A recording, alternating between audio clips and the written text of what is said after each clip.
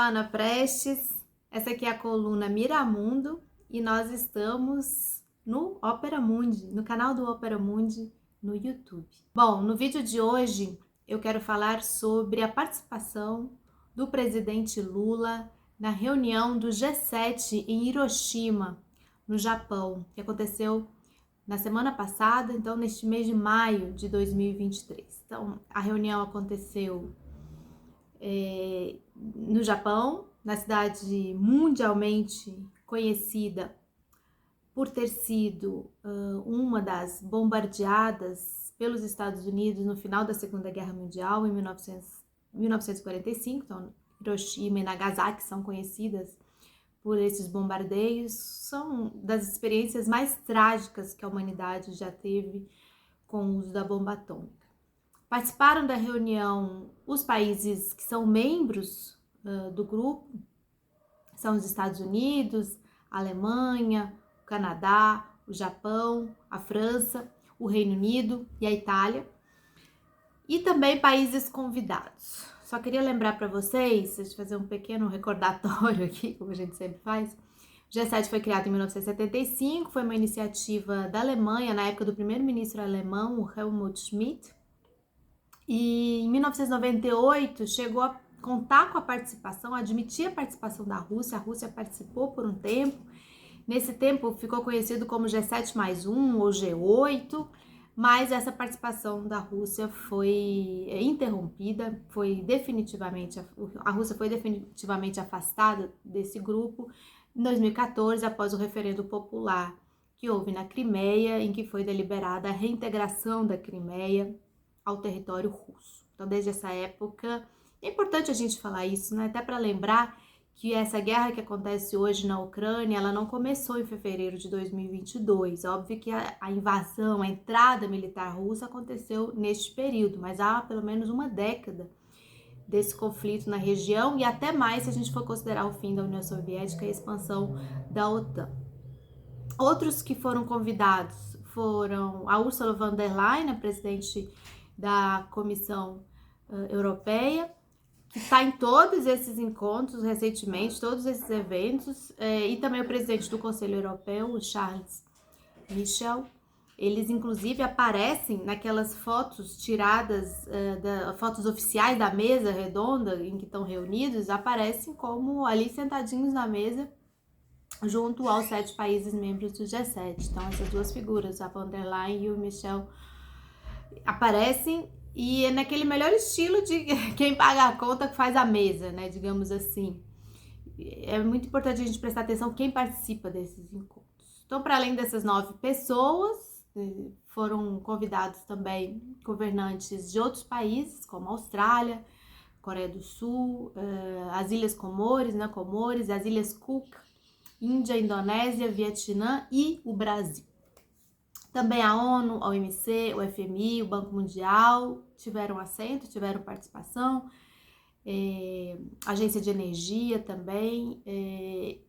Então, esse é o segundo grupo de convidados. Agora, o BRICS, bancos dos BRICS, né, esses não foram convidados, apesar de reunirem grande parte, se não a maior parte do PIB mundial, né, hoje. Então, não foram convidados realmente esses outros agentes do sistema internacional. O presidente de Comores é também presidente da União Africana, mas pelo que eu vi, não foi convidado como presidente da União Africana, foi convidado como país, uma coisa um pouco rara, mas ele estava ali, ele é presidente da União Africana. Bom, mas o foco aqui do nosso vídeo, desse comentário, é a participação do presidente Lula nesse encontro, que foi do outro lado do planeta, e que inclusive custou um esforço pessoal importante, significativo, por ser uma viagem bastante longa, cansativa, com uma distância e um fuso horário bem fortes, bem puxados. Então, chegou a haver dúvida sobre a participação ou deslocamento do presidente para esse encontro, mas ao fim e ao cabo, foi importante Lula estar em Hiroshima. Essa dúvida também se deu por uma previsão que havia de que esse encontro também se tratava de uma espécie de armadilha das forças ocidentais para enquadrar alguns países, né? Enquadrar os países membros do BRICS, como Brasil, Índia, por exemplo, numa narrativa bélica, que eu vou falar daqui a pouco mais sobre ela. Mas o presidente Lula teve essa iniciativa, teve essa coragem de ir e falar de paz, falar da falência da governança global, lá no meio, né, entre aqueles que se acham os donos do mundo. Ele foi uma voz, né? O presidente Lula foi uma voz dissonante, muito importante nesse encontro. E nós podemos dizer que ele falou pelo Sul global. Ele falou pelo Sul global que há séculos é explorado, é saqueado, é subjugado pelos colonizadores, pelos imperialistas que estão ali nesse núcleozinho do G7. Eu queria comentar um pouco sobre o discurso do presidente Lula, que aconteceu em uma das sessões do encontro, foi na manhã de domingo, contando manhã lá do Japão, domingo 21 de maio. Mas eu queria lembrar para vocês que o presidente Volodymyr Zelensky da Ucrânia, ele estava previsto para ter uma fala num telão, participação à distância no encontro, e ele chegou presencialmente, digamos assim, de surpresa, uma surpresa com a chegada do Zelensky. E por que eu tô falando isso? Porque ele se sentou bem em frente ao presidente Lula nessa sessão em que o presidente Lula falou. Então o discurso do presidente Lula foi feito tendo na sua frente, entre outros, o Zelensky, presidente ucraniano. E o presidente Lula, ele disse muitas coisas importantes e algumas me chamaram mais atenção, que eu queria citar aqui. O reconhecimento de que fazer uma cúpula em Hiroshima, neste momento, no momento em que o mundo busca solução, o mundo responsável, digamos assim, busca uma solução para esse importante conflito bélico, fazer isso em Hiroshima deveria trazer as lideranças à reflexão sobre a importância da paz substantiva, em especial com o risco de uma nova corrida nuclear ou de uma guerra nuclear.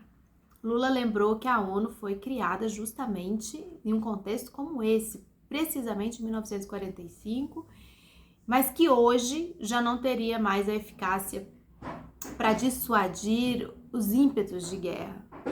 E então, nesse sentido, Lula defendeu o Tratado para a Proibição de Armas Nucleares, condenou o uso da força para resolver qualquer problema, qualquer conflito, condenou a violação também da integridade territorial ucraniana, mas, tem um mas, e é nesse mas que pode ter vindo o desconforto do Zelensky. Porque o presidente Lula, ele disse que o mundo também vive outros conflitos, para além do espaço territorial da Europa, né? Ele falou dos israelenses palestinos, armênios e azeris, kosovares e sérvios, citou a situação do Iêmen, citou a situação da Síria, citou a situação da Líbia, do Sudão, que neste momento está passando um momento muito grave, e disse que todos esses conflitos precisam de uma construção dialogada para a paz e precisam ser evidenciados, precisam estar nas manchetes dos jornais, precisam ser vistos, comentados, debatidos, discutidos com a mesma importância. Aqui da América Latina, ele citou o drama que vive o povo haitiano, que está num flagelo que já dura décadas, inclusive que o Brasil já participou de missões de paz da ONU, liderando no Haiti, e foi falando tudo isso. E ao falar isso, trouxe algo que está muito presente nas falas do Lula nos eventos internacionais, que é a falência do sistema de governança global e como uma reforma, por exemplo, do Conselho de Segurança da ONU pode ajudar a reverter essa situação. Então, ele foi bastante duro nesse sentido de que o Conselho está paralisado e que os seus membros permanentes seguem promovendo guerras não autorizadas pela própria ONU. Então, ressaltou, e pelo próprio Conselho muitas vezes, ressaltou que o Brasil vive já há 150 anos em paz com seus vizinhos, que o Brasil é parte de uma construção de uma América Latina livre de armas nucleares. O Brasil também constrói, junto com a África, um Atlântico Sul livre também da proliferação nuclear, e ele termina dizendo que o Brasil busca e aposta na multipolaridade, mas uma multipolaridade baseada no direito internacional e também no multilateralismo consequente. Depois desse discurso do presidente Lula, que tocou em muitas feridas, digamos assim, muitos pontos cruciais, houve o fato de que Lula e Zelensky não teriam se encontrado. Inclusive, um portal aqui do Brasil comentou que o presidente Lula teria ficado sozinho nessa sala dessa sessão enquanto o Zelensky era tietado. E o presidente Lula é visto realmente nessa foto escrevendo, ele disse que estava anotando justamente para fazer o seu discurso. Então ali já começou uma linha de um discurso ocidental que a mídia brasileira reproduziu, desse não comparecimento a uma reunião com Lula, que o próprio Zelensky pediu, como se isso fosse demonstrativo de que o presidente Lula estava isolado, construísse uma imagem, tentou se construir uma imagem de que o Lula e a sua proposta de paz, e assim como a da China também, foi citado como o Lula estivesse ali representando a China, como se essas propostas estivessem desmoralizadas, isoladas, altamente deslegitimadas. Mas o que ocorre é que o presidente Lula teve, na verdade, foi muita coragem de fazer essa participação e fez com que muitas máscaras caíssem. O Zelensky não foi ao G7 para convencer Brasil e Índia, embora isso fosse bom para ele, fosse bom para a foto, né, o mundo unido contra a Rússia, algo assim. Ele foi, na verdade, para reforçar as condenações unilaterais, as sanções e fechar mais acordos de envio de armas para a Ucrânia, mais recursos da Ucrânia, porque existe realmente uma ação por uma opção deliberada de aprofundamento da guerra, e não a sua dissuasão, e não a busca da negociação, e não a busca de um cessar-fogo. Então, quem fala em negociação, quem fala em paz substantiva, quem fala tudo isso que Lula tem falado, realmente vai receber esse revés de constrangimento, de tentativa de desqualificação. Agora, eu tenho para mim que isso não vai durar muito. Eu acho que o que Lula diz é muito ouvido pelo sul global, é muito ouvido pelos países em desenvolvimento. A lista de pedidos para adesão ao BRICS não para de crescer.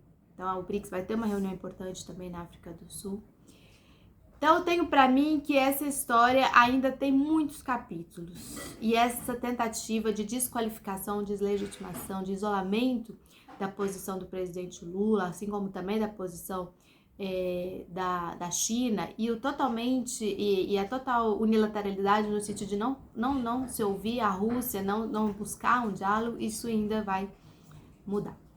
Bom, então, esse é o vídeo de hoje. Se você curtiu, por favor, espalha, divulga, se inscreve no canal, ativa o sininho, contribua com a gente financeiramente também, para que a gente possa continuar fazendo esse nosso trabalho. Até mais!